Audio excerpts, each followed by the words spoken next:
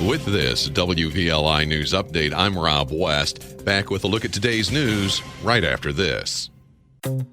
Stay connected to your community, even on the go. The WVLI Podcast Network brings you 3 great local shows. The WVLI News Update keeps you informed. Kankakee Valley Community Happenings gets you ready for the weekend.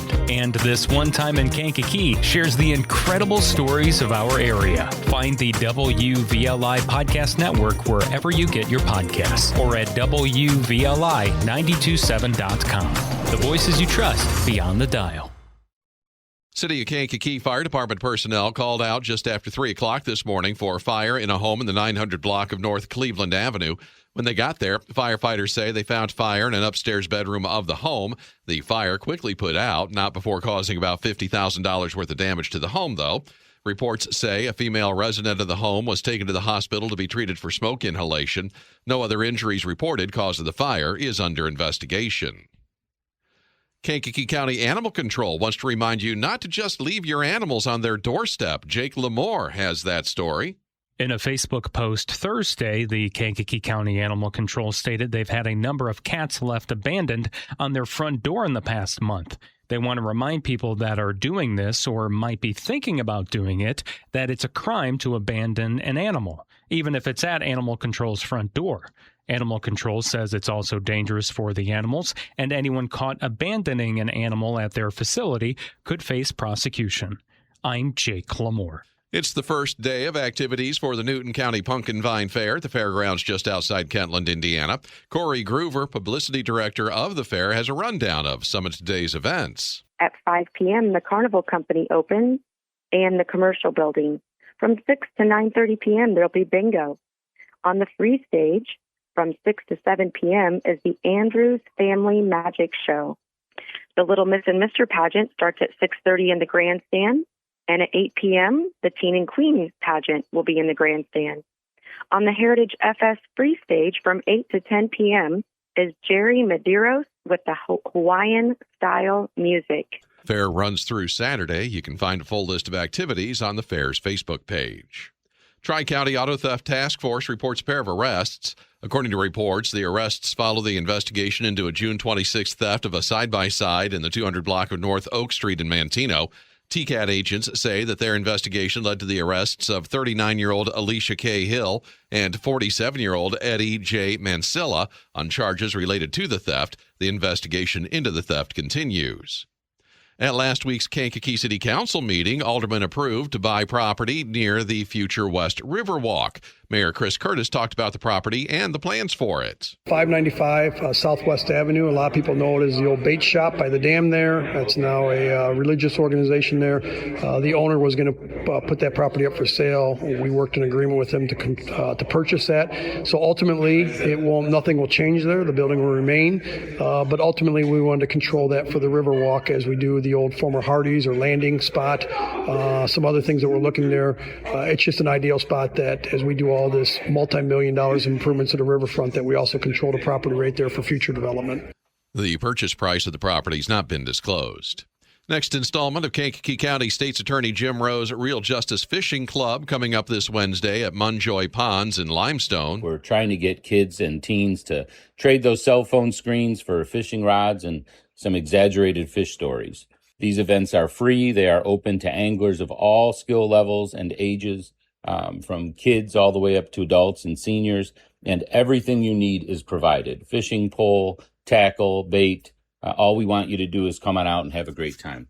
Real Justice Fishing Club runs from 5 till 7:30 Wednesday night. There's more at the State's Attorney's website or his Facebook page. Bradley police called to a possible residential burglary on Bradley's east side late last week. According to reports, officers responded to the 100 block of Mallard Drive about 8:30 Thursday night for the supposed burglary. The caller told officers that an electronic device was missing, was last seen at the home on Wednesday. Bradley detectives looking into the possible burglary.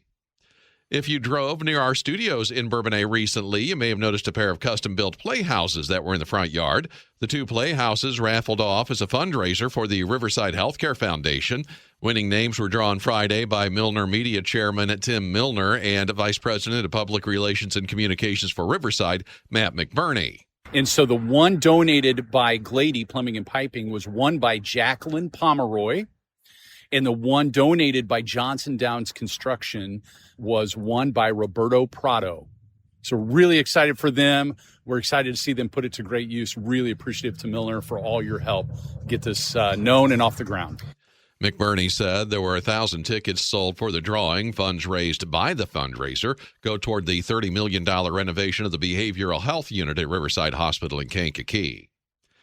Let's take a look now at what's going on overhead this week with our notable night sky news. Here's Madeline Shepley, astronomy professor and director of the Strickler Planetarium at Olivet. Welcome to your notable night sky news, where we update you on things of note in space in the night sky. Tonight, if you feel confident with a telescope, it would be a great chance to try to catch the comet 10P Tempel 2. You can catch it in the evening sky after sunset in the constellation of Capricornus. And in the telescope, it will look like a fuzzy patch. Tomorrow evening is the new moon, so it's a great time to catch fainter or diffuse objects in the night sky if you can get to a dark sky. Friday night, you can catch the crescent moon and Venus near each other in the western sky. Then, Sunday, if you have sharp eyes or binoculars and look at Epsilon Vega, or the star beside Vega in the base of Lyra the Harp, you will see that is a double star. If you have a high magnification telescope as well, you can see that the double splits into another double. From Olivet Nazarene University, this is Madeline Shepley. In sports, Sox and Cubs both enter the All-Star break with wins, while the Cardinals lost. Cubs beat the Reds 8-4. The Sox finished the home sweep of the A's 9-1. The Cards lost 4-3 to the Braves. Major League Baseball's Home Run Derby is tonight. The All-Star game tomorrow night. Sox, Cubs, and Cards all return to action on Friday. Bulls play the Jazz tonight in NBA Summer League action. Chicago Bears training camp starts July 25th. Ryan Blaney won yesterday's Quaker State 400 NASCAR race. Field moves on to North Wilkesboro Speedway next Sunday for the Window World 450. And there's no World Cup action today. France takes on Spain tomorrow in the first semifinal matchup. That is a look at news and sports here on this Monday. Have a good rest of your day. Be safe, everybody. I'm Rob West. This one time in Kankakee, the county sheriff was arrested. In November 1961, a historic legal standoff shook the community when sitting Sheriff Carl McNutt was indicted. Discover the facts behind an unprecedented state police intervention and a rare chapter in our local history. Listen to the newest episode of This One Time in Kankakee wherever you get your podcasts or at WVLI927.com.